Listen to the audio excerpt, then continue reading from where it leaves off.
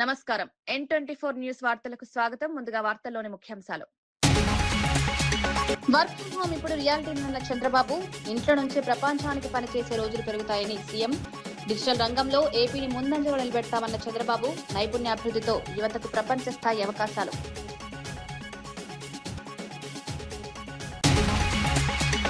బాధ్యురాలికి నష్టం జరగకుండా చూడాలన్న కల్వకుంట్ల కవిత. అనవసర ప్రచారాలు ఆపాలని సూచించిన తెలంగాణ రక్షణ సేన. బండి కుమారుడితో పాటు అందరినీ అరెస్ట్ చేయాలన్న కవిత. పోక్సో కేసు దర్యాప్తు పారదర్శకంగా జరగాలని డిమాండ్.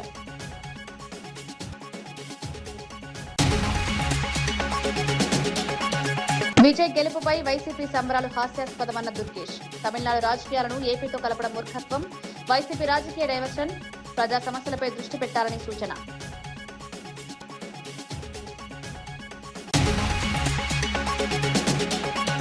గ్రంథాలయం విజ్ఞాన గని లాంటిదన్న మంత్రి సీతక్క. పుస్తక పఠనంతో సమాజంలో చైతన్యం.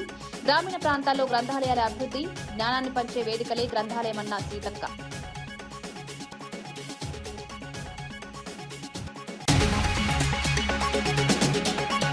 బండి సంజయ్పై మాజీ మంత్రి సత్యవతి రాథోడ్ ఫైర్. బాధితురాలికి న్యాయం జరిగే వరకు పోరాటం. రాజకీయ ప్రభావంతో కేసుని మళ్లించొద్దన్న మంత్రి. మహిళా మంత్రులు ఎందుకు మౌనంగా ఉన్నారని ప్రశ్న.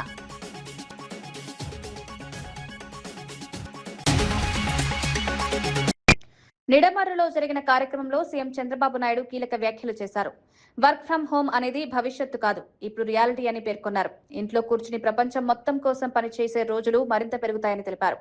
యువతకు వర్క్ ఫ్రం హోం విధానం ద్వారా డబ్బు సంపాదించే అవకాశాలు పెరుగుతాయన్నారు. రాబోయే రోజుల్లో ప్రభుత్వంలో కూడా ఖర్చులు తగ్గించే కీలక మార్పులు తీసుకొస్తామని వెల్లడించారు. ఐటీ, డిజిటల్ విప్లవంలో సరికొత్త మార్పులు రాబోతున్నాయని పేర్కొన్నారు. నైపుణ్యాభివృద్ధి ద్వారా యువత ప్రపంచ స్థాయి అవకాశాలు అందుకోవాలని సూచించారు. డిజిటల్ రంగంలో ఆంధ్రప్రదేశ్ ను ముందంజలో నిలబెట్టేందుకు ప్రభుత్వం చర్యలు తీసుకుంటుందని చంద్రబాబు తెలిపారు.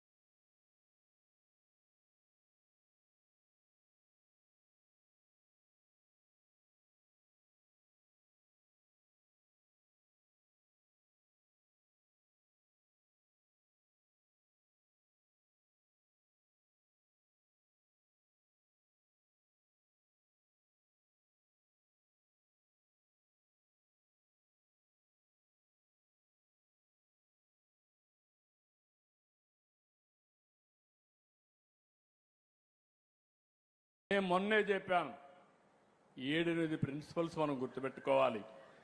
నేను ఇప్పుడు చెప్పడం కాదు. వర్క్ ఫ్రం హోమ్ అనేది ఇట్ ఈజ్ ఎ రియాలిటీ. భవిష్యత్తులో కూడా వర్క్ ఫ్రం హోమ్ వస్తుంది. ఇంట్లో కూర్చొని ప్రపంచం మొత్తం పనిచేసే శక్తి వస్తుంది. డబ్బులు సంపాదించే అవకాశాలు వస్తాయి. గవర్నమెంట్లో కూడా ఇది చేస్తాం. దుబారా ఖర్చు తగ్గించాలి. చాలామంది నేను మొన్నే చెప్పాను, 7-8 ప్రిన్సిపల్స్ మనం గుర్తుపెట్టుకోవాలి. నేను ఇప్పుడు చెప్పడం కాదు. వర్క్ ఫ్రం హోమ్ అనేది ఇట్ ఈజ్ ఎ రియాలిటీ. భవిష్యత్తులో కూడా వర్క్ ఫ్రం హోమ్ వస్తుంది. ఇంట్లో కూర్చొని ప్రపంచం మొత్తం పనిచేసే శక్తి వస్తుంది. డబ్బులు సంపాదించే అవకాశాలు వస్తాయి. గవర్నమెంట్లో కూడా ఇది చేస్తాం. దుబారా ఖర్చు తగ్గించాలి. చాలామంది గ్రంథాలయం అనేది విజ్ఞాన గని అని మంత్రి సీతక్క అన్నారు. ఉపాధ్యాయుడిలాగే గ్రంథాలయం కూడా కొన్ని తరాలను తయారు చేస్తుందని పేర్కొన్నారు. మహబూబాబాద్ జిల్లా గొప్పతనాన్ని భవిష్యత్ తరాలకు తెలియజేసేలా పనిచేయాలని శ్రీకాంత్ రెడ్డిని కోరారు. పుస్తక పఠనం ద్వారా సమాజంలో చైతన్యం పెరుగుతుందని అభిప్రాయపడ్డారు. యువత చదువుపై ఆసక్తిని పెంచుకోవాలని సూచించారు. గ్రంథాలయాలు కేవలం పుస్తకాల నిల్వ కేంద్రాలు కాకుండా జ్ఞానాన్ని పంచే వేదికలన్నారు. గ్రామీణ ప్రాంతాల్లో కూడా గ్రంథాలయాల అభివృద్ధికి ప్రభుత్వం చర్యలు తీసుకుంటోందన్నారు. విద్యాభివృద్ధి కోసం సమాజం మొత్తం భాగస్వామ్యం కావాలని మంత్రి సీతక్క పిలుపునిచ్చారు. మరి ఇక్కడికి విచ్చేసినటువంటి కాంగ్రెస్ పార్టీ కుటుంబ సభ్యులు, పత్రికా మీడియా సోదరులు, అందరికీ కూడా పేరు పేరున హృదయపూర్వక నమస్కారాలు, ధన్యవాదాలు తెలియజేస్తూ ఉన్నాను. ఈరోజు గ్రంథాలయం అనేది ఏదో పేరుకు గ్రంథాలయం కాదు, అది విజ్ఞాన గని. ఏ అంశంలో నీకు స్పష్టత కావాలన్నా ఆ గ్రంథాలయానికి పోతే కావాల్సినటువంటి నాలెడ్జ్ని, కావాల్సిన సబ్జెక్టును, మనకు తెలియని అనేక అంశాలను కూడా నేర్చుకోవచ్చు, జ్ఞానాన్ని పెంచుకోవచ్చు, చదువును పెంచుకోవచ్చు. కాంపిటేటివ్ ఎగ్జామ్స్ కోసం కూడా మనము ప్రిపేర్ అయ్యి మరి ఆ గని ద్వారా, ఆ గ్రంథాలయం అందించే గొప్ప పుస్తకాల ద్వారా మనము ఎంతో గొప్ప ఉన్నత స్థానంలోకి రావచ్చు. కాబట్టి మరి ఒక టీచర్ కొన్ని తరాలను తయారు చేసినట్టుగా గొప్ప వాళ్ళను, అదేవిధంగా గ్రంథాలయం కూడా అదే రకంగా కొన్ని తరాలను మరి తరగని గనుల్లాగా తయారు చేస్తారు. కాబట్టి ఈ యొక్క మరి మహబూబాబాద్ జిల్లాకు ఉన్నటువంటి విశిష్టత, గొప్పతనాన్ని మరి భవిష్యత్ తరాలకు చాటే విధంగా మరి శ్రీకాంత్ రెడ్డి గారు పనిచేయాలని కోరుకుంటూ నెల్లూరులో తొలిసారిగా నిర్వహిస్తున్న తెలుగుదేశం పార్టీ మహానాడును కనివిని ఎరుగని రీతిలో విజయవంతం చేస్తామని హోంమంత్రి అనిత తెలిపారు. 3 రోజుల పాటు జరిగే ఈ మహానాడుకు రాష్ట్ర నలుమూలల నుంచి లక్షలాది మంది పార్టీ ప్రతినిధులు, కార్యకర్తలు, ప్రజలు హాజరు కానున్న నేపథ్యంలో అన్ని ఏర్పాట్లు వేగంగా కొనసాగుతున్నాయన్నారు. మహానాడుకు వచ్చే ప్రతి ఒక్కరికి ఎలాంటి ఇబ్బందులు తలెత్తకుండా వసతి, రవాణా, తాగునీరు, పార్కింగ్, భద్రత వంటి అంశాలపై ప్రత్యేక దృష్టి పెట్టామని వెల్లడించారు. కార్యకర్తలందరూ కూడా చాలా ఉత్సాహంగా ఎదురు చూస్తున్న ఒక మంచి తరుణం ఈ మహానాడు. ఈ మహానాడు ఈరోజు నెల్లూరు ప్రాంగణంలో ఈరోజు ఏర్పాటు చేయడానికి అనేకమైన కమిటీలు కూడా ఏర్పాటు చేసుకోవడం జరిగింది. ఆ కమిటీల బాధ్యతలు, ఆ కమిటీలు చేసే వాళ్ళ వివరాలు అవన్నీ కూడా ఈరోజు ఇక్కడ చర్చించుకోవడం జరిగింది. అందరూ కూడా చాలా ఉత్సాహంగా ఈ మహానాడులో పాల్గొనాలని మనస్ఫూర్తిగా అందరికీ కూడా తెలియజేసుకుంటున్నాం. మహానుభావుడు నందమూరి తారక రామారావు గారు పెట్టిన పార్టీ అప్పటి నుంచి ఇప్పటి వరకు కూడా భుజాన మోస్తూ గౌరవ ముఖ్యమంత్రి చంద్రబాబు నాయుడు గారు ఈరోజు నూతనంగా జాతీయ వర్కింగ్ ప్రెసిడెంట్గా ఎన్నిక కాబడిన నారా లోకేష్ గారి ఆధ్వర్యంలో జరగబోతున్న మొట్టమొదటి మహానాడు అంగరంగ వైభవంగా ప్రతి ఒక్క కార్యకర్తకి కూడా గుర్తుండిపోయేటట్టుగా చేయడానికి ఇక్కడున్న ప్రతి కార్యకర్త కూడా కృషి చేస్తున్నారు. వాళ్ళందరికీ కూడా అభినందనలు తెలియజేసుకుంటూ మహానాడు కార్యక్రమం దిగ్విజయంగా పూర్తి కావాలని మీ అందరి సహాయ సహకారాలు కోరుకుంటున్నా. Thank you. జై హింద్. తమిళనాడులో విజయ్ గెలిస్తే ఏపీలో వైసీపీ సంబరాలు చేసుకోవడం హాస్యాస్పదమని ఏపీ మంత్రి కందుల దుర్గేష్ వ్యాఖ్యానించారు. ఊర్లో పెళ్లికి కుక్కల హడావిడిగా అనే సామెత గుర్తొస్తోందని సెటైర్లు వేశారు. తమిళనాడు రాజకీయాలు వేరు, ఏపీ రాజకీయాలు వేరు అని పేర్కొన్నారు. 2 రాష్ట్రాల రాజకీయాలను కలపడం మూర్ఖత్వమని విమర్శించారు. విజయ్ గెలుపును వైసీపీ తమ విజయంగా చూపించుకోవడం రాజకీయ డైవర్షన్ మాత్రమేనన్నారు. ప్రజలు ఈ రాజకీయ నాటకాలను గమనిస్తున్నారని పేర్కొన్నారు. ఏపీ అభివృద్ధి అంశాలపై మాట్లాడకుండా ఇతర రాష్ట్రాల రాజకీయాలపై హడావిడి చేయడం సరికాదన్నారు.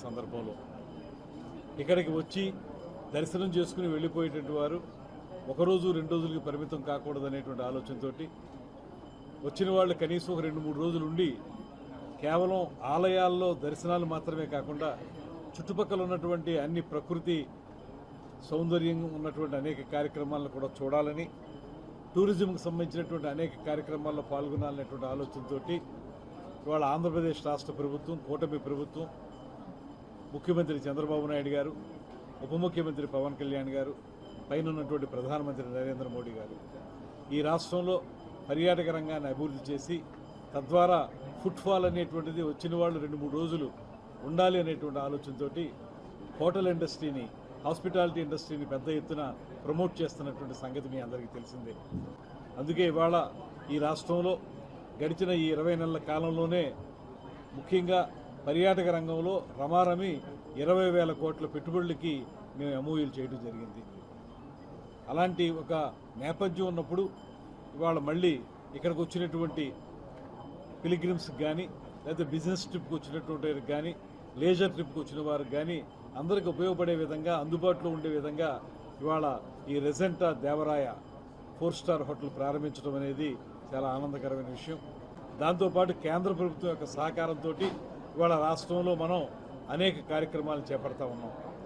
ఈ మధ్యకాలంలోనే కేంద్ర ప్రభుత్వం, ముఖ్యంగా పర్యాటక శాఖ గజేంద్ర సింగ్ షెకావత్ గారు చెప్పినటువంటి మాట, మనకి 2 ఐకానిక్ సెంటర్స్ని పర్యాటక రంగంలో ఇవ్వడానికి ముందుకొచ్చారు.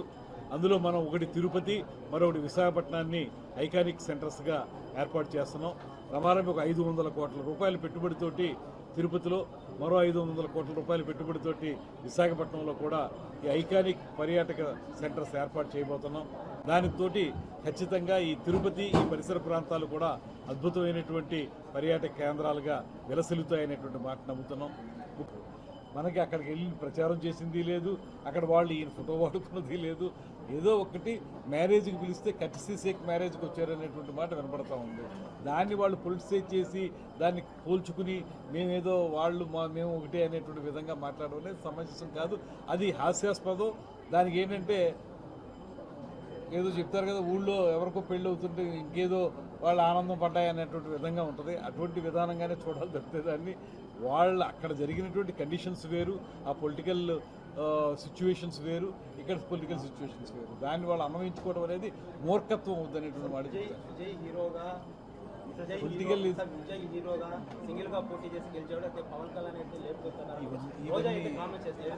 ఇవన్నీ ఇప్పుడు ఇది వచ్చింది మనం వేరే విషయం అయినా కూడా ఇంకోటి కూడా చెప్తాను. ఇక్కడ నేను ఇంతకుముందు చెప్పినట్లుగా ఇక్కడ రాజకీయ నేపథ్యం వేరు, అక్కడ రాజకీయ నేపథ్యం వేరు.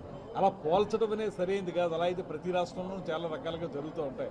అవన్నీ మనం రాష్ట్రానికి అన్వయించుకోవడం, పోల్చుకోవడం అనేది కరెక్ట్ కానే కాదు. ఇక్కడ నేపథ్యం ప్రకారం మాట్లాడుకుందాం, ఈ రాష్ట్ర రాజకీయ పరిస్థితుల ప్రకారం మాట్లాడుకోవాలి తప్పితే వేరేగా మాట్లాడడానికి లేదు. అమరావతిని టెక్నాలజీ హబ్ గా తీర్చిదిద్దే దిశగా కీలక పరిణామాలు చోటు చేసుకుంటున్నాయి. JPR university chancellor Regina, phantom AI global CEO Sanjay ప్రతినిధి బృందంతో కలిసి సీఎం కార్యదర్శి ప్రద్యుమ్నను కలిశారు. అమరావతి క్వాంటమ్ వ్యాలీ ప్రాజెక్టులో పెట్టుబడులు పెట్టేందుకు ఆసక్తి వ్యక్తం చేశారు. ఆధునిక టెక్నాలజీ ఆవిష్కరణల కేంద్రంగా అమరావతిని అభివృద్ధి చేయాలన్న లక్ష్యంతో ఈ చర్చలు జరిగాయి. క్వాంటమ్ టెక్నాలజీ, ఆర్టిఫిషియల్ ఇంటెలిజెన్స్ రంగాల్లో పెట్టుబడులు రాష్ట్రానికి మేలు చేస్తాయని అధికారులు భావిస్తున్నారు. టీంతో కూడా వర్క్ చేయడానికి క్వాంటమ్ ఏఐ గ్లోబల్ మిషన్తో పాటు ఆ కంపెనీతో పాటు మేము కలిసి ఇక్కడ వర్క్ చేయబోతున్నాం. మా ధన్యవాదాలు ఆంధ్రప్రదేశ్ గవర్నమెంట్కి, చంద్రబాబు నాయుడు గారికి. I'm the founder and CEO of Quantum AI Global. I'm pretty excited about collaborating with JPR University and Dr. Regina Garu. మా ల్యాబ్లో క్వాంటమ్ కమ్యూనికేషన్ సంబంధించిన హార్డ్వేర్ ఉంటుంది, క్వాంటమ్ సెన్సింగ్ సంబంధించిన హార్డ్వేర్ ఉంటుంది. స్టూడెంట్స్ ఉట్టి ఎక్స్పెరిమెంటేషన్సే కాదు, వాళ్ళకి ఏదైనా ఫర్దర్ రీసెర్చ్ చేయాలంటే కూడా దాన్ని ఫెసిలిటేట్ చేసి ఎనేబుల్ చేస్తున్నాము. వాళ్ళ వైపు నుంచి వచ్చే ప్రూఫ్ ఆఫ్ కాన్సెప్ట్ని ప్రోడక్టైజ్ చేయాలంటే దానికి మేము జెపిఆర్ యూనివర్సిటీ కలిసి ఫండింగ్ చేయడానికి కూడా ముందుకు వెళ్ళాలనుకుంటున్నాం ఫ్యూచర్లో.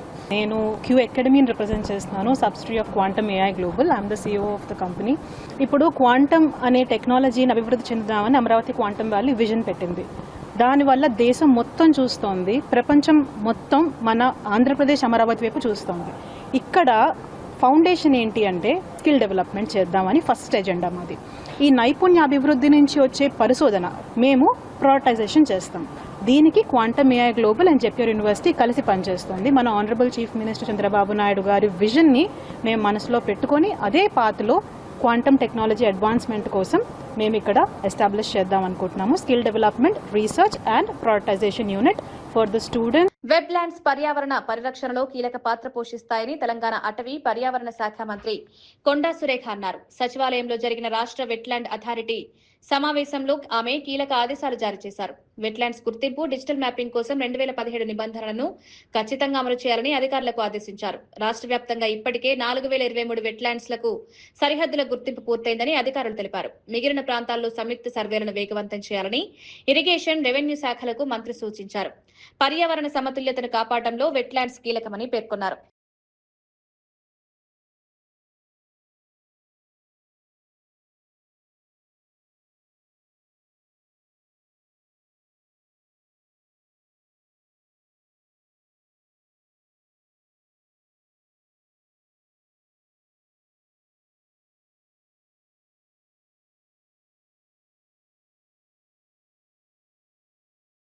తమిళనాడు రాజకీయాల్లో ఏఐఏడీఎంకే అంతర్గత విభేదాలు మరోసారి బయటపడ్డాయి.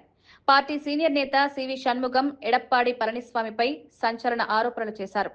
గతంలో డీఎంకే నుంచి తనకు 2 ఫోన్ కాల్స్ వచ్చాయని తెలిపారు. ఆ తర్వాత ఏవీఎస్ స్వయంగా డీఎంకేతో చేతులు కలిపి ప్రభుత్వం ఏర్పాటు చేస్తామన్నారని ఆరోపించారు. ఈ వ్యాఖ్యలు ప్రస్తుతం అన్నా డీఎంకేలో ప్రకంపనలు సృష్టిస్తున్నాయి. పార్టీలో అసలు ఏం జరుగుతోందన్న చర్చ మొదలైంది. రాజకీయ వ్యూహాలపై నేతల మధ్య విభేదాలు మరింత పెరిగే అవకాశం ఉందని విశ్లేషకులు భావిస్తున్నారు. 4ஆம் தேதி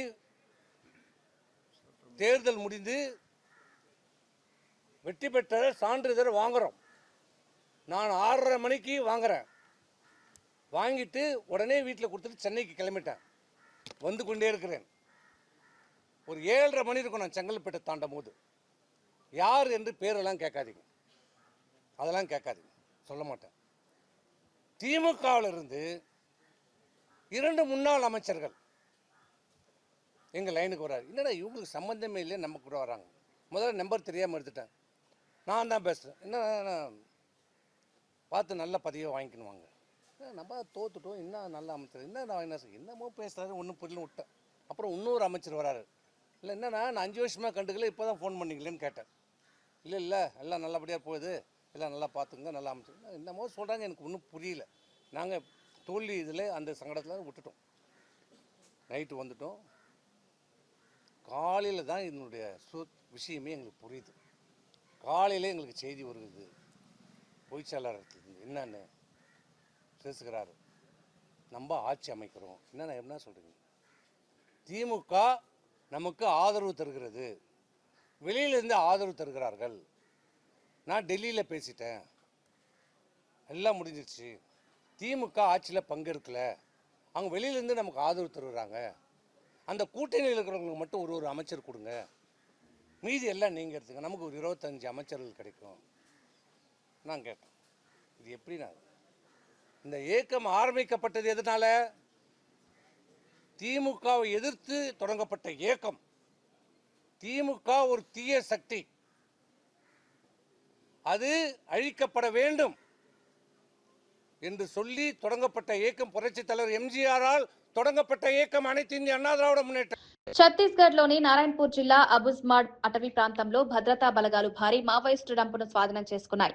కోంబింగ్ ఆపరేషన్ లో భాగంగా సిఆర్పీఎఫ్, బీఎస్ఎఫ్ సంయుక్తంగా ఈ ఆపరేషన్ నిర్వహించాయి.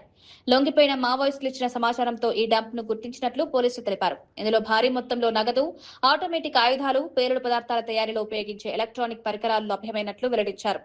అడవుల్లో దాచిన మావోయిస్టు డంపులను గుర్తించేందుకు భద్రతా బలగాలు నిరంతరం ఆపరేషన్లు కొనసాగిస్తున్నాయని ఎస్పీ రాబిన్సన్ గురియా తెలిపారు. ఈ స్వాధీనం మావోయిస్టు కార్యకలాపాలకు పెద్ద దెబ్బగా అధికారులు భావిస్తున్నారు.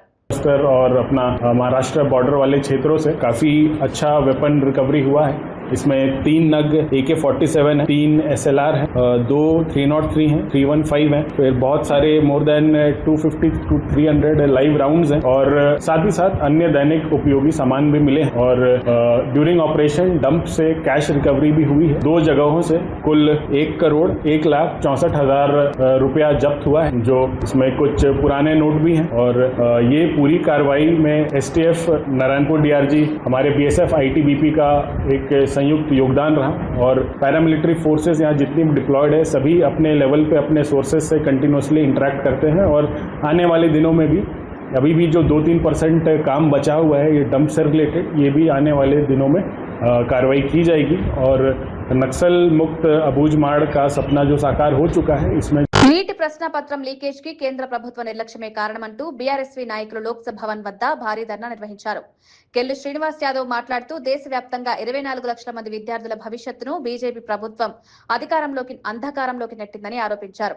నేషనల్ టెస్టింగ్ ఏజెన్సీ పరీక్షల నిర్వహణలో పూర్తిగా విఫలమైందన్నారు. పగలు రాత్రి కష్టపడి చదివిన విద్యార్థులకు పేపర్ లీకేజ్ బహుమతిగా ఇచ్చారా అని ప్రశ్నించారు. బీజేపీ పాలిత రాష్ట్రాలు పేపర్ లీకేజ్లకు కేర్ ఆఫ్ అడ్రస్ గా మారాయని విమర్శించారు. రాధాకృష్ణన్ కమిటీ సిఫారసులను అమలు చేయకుండా వేల కోట్లు సంపాదించడానికి ఆన్లైన్ పరీక్షలు నిర్వహించడం లేదన్నారు. వెంటనే పరీక్షను రద్దు చేసి కొత్త తేదీలు ప్రకటించాలని డిమాండ్ చేశారు. కేంద్ర విద్యాశాఖ మంత్రి ధర్మేంద్ర ప్రధాన్ రాజీనామా చేయాలని గెల్లి శ్రీనివాస్ యాదవ్ డిమాండ్ చేశారు. పేపర్ లీక్లను బట్టి దీనికి వ్యతిరేకంగా గవర్నర్ గారికి కలుద్దామని చెప్పి మేము వచ్చాం. కాబట్టి దీన్ని వెంటనే ధర్మేంద్ర ప్రధాన్ చర్య తీసుకోవాలని డిమాండ్.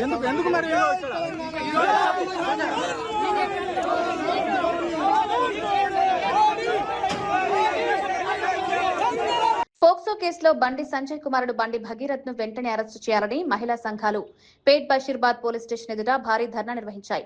కేంద్ర సహాయ మంత్రి బండి సంజయ్ ను బర్తరఫ్ చేయాలని నినాదాలు చేశాయి. భగీరథ్ పై నమోదైన కేసులో పోలీసుల విచారణ అనుమానాస్పదంగా ఉందని ఆరోపించాయి. కేసును ప్రభావితం చేసే ప్రయత్నాలు జరుగుతున్నాయని విమర్శించాయి. స్టేషన్ ముట్టడి నేపథ్యంలో పోలీసులు స్టేషన్ గేట్లను మూసివేసి భారీ బందోబస్తు ఏర్పాటు చేశారు. బాధితురాలికి న్యాయం జరిగే వరకు ఉద్యమం కొనసాగిస్తామని మహిళా సంఘాల నేతలు స్పష్టం చేశారు. చట్టం ముందు అందరూ సమానమేనని పేర్కొన్నారు.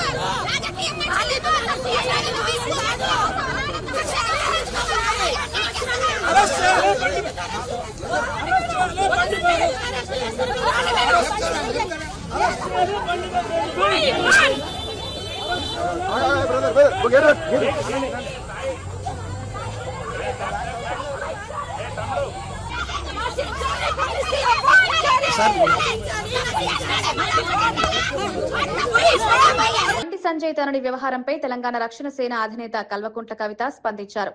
ఇలాంటి వ్యవహారాలు అధికంగా ప్రచారంలోకి రావడం వల్ల ఆడపిల్లలకు నష్టం జరుగుతుందని ఆవేదన వ్యక్తం చేశారు. బాధితురాలికి ఎలాంటి ఇబ్బందులు కలగకుండా అనవసర ప్రచారాలు ఆపాలని సూచించారు. అదే సమయంలో కేసులో ప్రమేయం ఉన్న వారందరినీ అరెస్ట్ చేయాలని డిమాండ్ చేశారు. బండి కుమారుడితో పాటు సంబంధం ఉన్న ప్రతి ఒక్కరిపై చట్టపరమైన చర్యలు తీసుకోవాలని పేర్కొన్నారు. మహిళల భద్రత విషయంలో సమాజం బాధ్యతగా వ్యవహరించాలని అభిప్రాయపడ్డారు. ఏది పడితే అది వాగితే ఆడపిల్లలకి ఎక్కువ నష్టం జరుగుతుంది. మన సమాజం ఇప్పటికి కూడా రేపు పొద్దున బండి సంజయ్ గారి అబ్బాయి దోషి కాదు అని తేలినా, దోషి అని తేలినా సమాజం మగపిల్లల్ని క్షమిస్తుంది, కానీ ఆడపిల్లలకు మాత్రం కంప్లీట్గా లైఫ్ బర్బాద్ అయ్యే పరిస్థితి ఉంటుంది. ఇవాళ బీఆర్ఎస్ పార్టీ సోషల్ మీడియా చేస్తున్న అత్యుత్సాహంతో ఏం జరిగింది, బండి సంజయ్ వారి సైడ్ నుంచి వాళ్ళు ఆ ఆడపిల్ల మొత్తం వీడియోలు, ఫేసులు, ఫోటోలు మొత్తం బయట పెట్టారు. అంటే ఒక అమ్మాయి, ఆమె మైనరో కాదో అనేటటువంటి చర్చ ఉంది. ఆ అమ్మాయి జీవితాన్ని నాశనం చేయడానికి ఇవాళ డైరెక్ట్గా బీఆర్ఎస్ పార్టీయే కారణం. ఏం అవసరం ఉంది, అంత అత్యుత్సాహం ఏముంది? ఇష్యూ సాల్వ్ చేయనియండి. మాట్లాడుతున్నారు కదా, డెఫినెట్గా ఆడపిల్ల పక్షమే ఉంటాం. మన తెలంగాణ సమాజంలోనే అది ఉన్నది, ఆడపిల్ల పక్షమే ఉంటాం. కానీ ఇవాళ ఆడపిల్ల జీవితం నాశనం అవడానికి కారణం ఎవరు? ఎందుకు అమ్మాయి ఫోటోలు బయటికి రావాలి, అమ్మాయి వీడియోలు బయటికి రావాలి? నేను పోలీస్ శాఖ వారిని కోరుతా ఉన్నాను, ఎవరెవరైతే ఆ అమ్మాయి ఫోటోలు, వీడియోలు పోస్ట్ చేసిండ్రో ఆ సోషల్ మీడియా అకౌంట్స్ బ్లాక్ చేయండి, వారిని ఖచ్చితంగా అరెస్ట్ చేయండి. మీ ముఖ్యమంత్రి మీద ఒక చిన్న పోస్ట్ పెడితే ఇవాళ ఎత్తుకపోయి అరెస్ట్ చేస్తున్నారు. కాబట్టి ఒక ఆడపిల్ల జీవితాన్ని నాశనం చేసేటట్టుగా పోస్టులు పెట్టి, వీడియోలు పెట్టి, వాళ్ళ ఫ్రెండ్స్తో ఉన్నప్పటి ఈ ఫోటోలన్నీ బయట పెట్టినటువంటి అకౌంట్స్ని బ్లాక్ చేయాలి, ఖచ్చితంగా వాళ్ళని అరెస్ట్ చేయాలని చెప్పి నేను డిమాండ్ చేస్తూ ఉన్నాను. కేంద్ర హోంశాఖ సహాయ మంత్రి బండి సంజయ్ పై మాజీ మంత్రి సత్యవతి రాథోడ్ తీవ్ర విమర్శలు చేశారు. నా కుటుంబం జోలికి వస్తే అంతు చూస్తానన్న బండి సంజయ్ వ్యాఖ్యలకు ఘాటుగా కౌంటర్ ఇచ్చారు. గతంలో బండి సంజయ్ కుమారుడు పబ్బులు, క్లబ్బుల్లో గొడవలు చేసినప్పుడే తండ్రిగా బుద్ధి చెప్పి ఉంటే ఈ రోజు ఒక అమ్మాయి జీవితం నాశనం అయ్యేది కాదని, బాధితురాలికి అన్యాయం జరుగుతుంటే మహిళా మంత్రులు ఎందుకు మౌనంగా ఉన్నారని ప్రశ్నించారు. చట్టం ముందు అందరూ సమానమేనని పేర్కొన్నారు. కేసులో నిష్పక్షపాత విచారణ జరగాలని డిమాండ్ చేశారు. నువ్వు ఆ స్థాయికి తగినట్టు ఒక హుందాగా ప్రవర్తించావా బండి సంజయ్ గారు? ఎవరంతా చూస్తావు, నీ మాటలతోనే కదా నీ కొడుకు ఇంత పాడైంది. ఒక తల్లి కొడుకు ఎక్కడో కోడిగుడ్డు దొంగతనం చేసినవాడు గట్టిగా చెప్పి ఉంటే, మందలించి ఉంటే పెద్ద దొంగ అయ్యేవాడు కాదు. నీ కొడుకు ఎప్పుడో ఇంటర్మీడియట్లో 10th ఉన్నప్పుడు మరి గొడవలైనాయి, క్లబ్లలో పబ్బులలో గొడవలైనాయి అని చెప్పి పేపర్లో వస్తే ఆ రోజు నువ్వు కరెక్ట్గా భయపెట్టి ఉంటే ఒక ఆడపిల్ల జీవితం ఈ విధంగా అయ్యేది కాదు. ఒక ఆడపిల్లకు దేశానికి న్యాయం చేయాల్సిన వాళ్ళు మీ ద్వారానే ఇక్కడ ఆడపిల్లలకు అన్యాయం జరుగుతుంటే రక్షించాల్సిన వాళ్ళే భక్షిస్తా అంటే ఇంకెవరికి చెప్పాలో నిజంగా ఈ రాష్ట్రం ఎటుపోతుందో అర్థం కాని పరిస్థితి. దురదృష్టం ఏంటి అంటే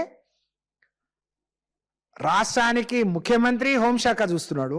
3 నెలలుగా ఒక ఆడపిల్ల పోలీసుల చుట్టూ తిరిగి ఇబ్బంది పెడుతుంటే పైనుంచి పోలీసులే భయపెట్టి రాజీ చేసే ప్రయత్నం చేస్తుంటే మరి ఇంటెలిజెన్స్ వ్యవస్థ మరి ఏం గడ్డి పీకుతుందో నిజంగా చాలా బాధాకరం. ఏం చేస్తున్నారు? నేను కూడా మహిళా శిశు సంక్షేమ శాఖ మంత్రిగా ఈ రాష్ట్రంలో మహిళా మంత్రులు ఉన్నారు. అంటే బండి సంజయ్ గారి కొడుకో న్యాయం, రాష్ట్రంలో మిగతా పిల్లలకు ఒక న్యాయమా? అంటే ఒక్కొక్క వ్యక్తులను, వాళ్ళ పదవులను, వాళ్ళ పొజిషన్ని చూసి మీరు శిక్షలు కానీ కేసులు కానీ పెడతారా? పైపెచ్చు సిగ్గు లేకుండా 17 ఏళ్ల అమ్మాయి హనీ ట్రాప్ చేసిందని కేసు. సత్యసాయి జిల్లా పుట్టపర్తిలో ₹1,00,000 వ్యయంతో 5th జనరేషన్ యుద్ధ విమానాల తయారీ ప్రాజెక్టు ఏర్పాటు చేయడం చారిత్రాత్మక నిర్ణయమని ఎమ్మెల్యే పల్లె సింధూరారెడ్డి అన్నారు. 650 ఎకరాల్లో ఏర్పడనున్న ఈ ప్రాజెక్టు భారత రక్షణ రంగానికి కీలకమని పేర్కొన్నారు. ఈ ప్రాజెక్టుకు ఏపీకి తీసుకురావడంలో ప్రధాని మోదీ, సీఎం చంద్రబాబు, మంత్రి నారా లోకేష్ కృషి చేశారని తెలిపారు. ఆమడగూరులోని రిలయన్స్ సోలార్ పవర్ ప్రాజెక్టుతో జిల్లాకు కొత్త అభివృద్ధి దిశ లభిస్తుందన్నారు.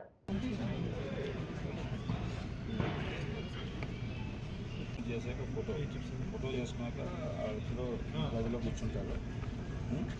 సో మిగిలిన అందరూ కూడా మీటింగ్లోకి వచ్చేస్తారు.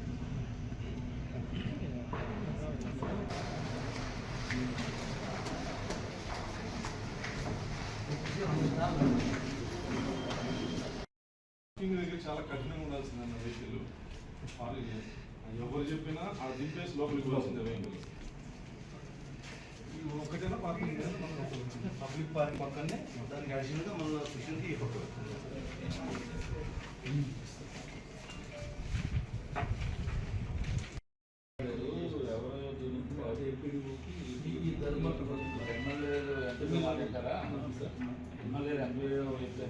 మహానాడు కేవలం పార్టీ కార్యక్రమం కాదు, తెలుగువారి మహాపండుగ అని ఎమ్మెల్యే కోటంరెడ్డి శ్రీధర్ రెడ్డి అన్నారు.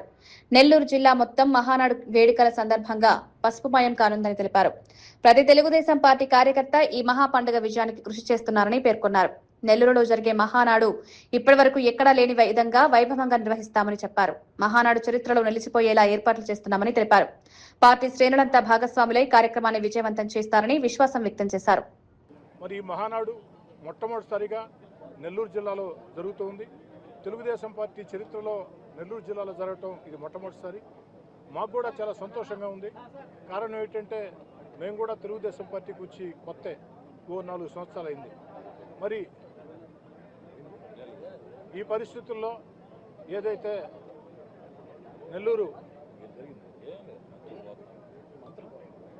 ఈ పరిస్థితుల్లో ఏదైతే ప్రత్యేక నిర్వహించాలని చెప్పని జిల్లాలో ఉన్నటువంటి పార్టీ నాయకులు, కార్యకర్తలందరం కూడా సమన్వయం చేసుకుని ఎమ్మెల్యేల, మంత్రుల, ఎంపీల, నాయకుల, కార్యకర్తల తేడా లేకుండా అందరం సుశిక్షితులైనటువంటి తెలుగుదేశం పార్టీ సైనికులుగా రాష్ట్రంలో ఉన్నటువంటి తెలుగుదేశం పార్టీ అత్యధిక మహారథులతో కలిసి ప్రయాణం చేసే అవకాశం రావటం మాకు కూడా చాలా సంతోషంగా ఉంది. అందరం కలిసి నెల్లూరు జిల్లా మహానాడు ఎంత అద్భుతంగా జరగబోతుందంటే భవిష్యత్తులో మహానాడు గురించి చర్చకు వచ్చినప్పుడు నెల్లూరుకు ముందు, నెల్లూరు తర్వాత అనేదానికంటే కూడా ఈ మహానాడు ప్రతి తెలుగుదేశం పార్టీ అభిమానికి ఎంతో ప్రతిష్టాత్మకం.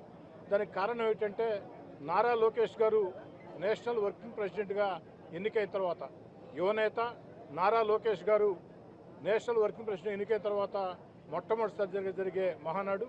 ఈ మహానాడిని నవ్వుతో నభవిష్యత్తు అన్నట్టు నిర్వహించేదానికి ఓ తెలుగుదేశం పార్టీ కార్యకర్తగా అందరినీ చక్కగా సమన్వయం చేసుకుని పనిచేస్తామని, జిల్లా కేంద్రంలో ఇతర ప్రాంతాల నుంచి వచ్చే నాయకులకు కావచ్చు, కార్యకర్తలకు కావచ్చు, ఎమ్మెల్యేలకు కావచ్చు, ఎంపీలకి, ఎమ్మెల్సీలకి తెలుగుదేశం పార్టీ వివిధ స్థాయిల్లో పదవులను అందరూ కూడా చక్కటి వస్తువులు, చక్కటి ఆతిథ్యం, అదేవిధంగా ఆఖరి రోజు ఒక భారీ జన సమీకరణ అద్భుతంగా చేస్తామని, అందుకు సంబంధించి సన్నాహ కమిటీ సమావేశాన్ని ఈరోజు నిర్వహించుకోవడం.